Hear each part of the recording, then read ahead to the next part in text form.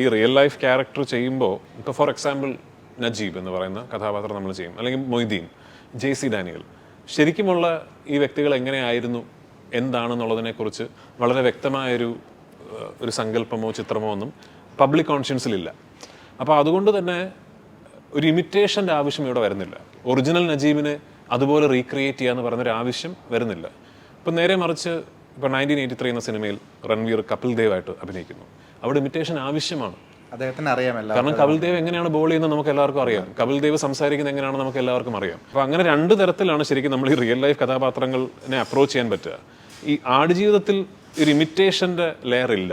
ആടുജീവിതത്തിൽ ആ ഫിലിം മേക്കറിന് ഇമാജിനേഷനോട് മാത്രമാണ് എൻ്റെ പെർഫോമൻസ് നീതി പുലർത്തിയിരിക്കുന്നത്. ഒറിജിനൽ നജീബും സിനിമയിലെ നജീബും തമ്മിൽ ഒരുപാട് വ്യത്യാസങ്ങൾ ഉണ്ടായേക്കാം. പക്ഷെ ഒറിജിനൽ നജീബ് അനുഭവിച്ച യാതനകളിലൂടെ അയാൾ കടന്നുപോയ ഇമോഷണൽ ആർക്കിലൂടെ തന്നെയാണ് ഈ കഥാപാത്രവും കടന്നു പോകുന്നത്.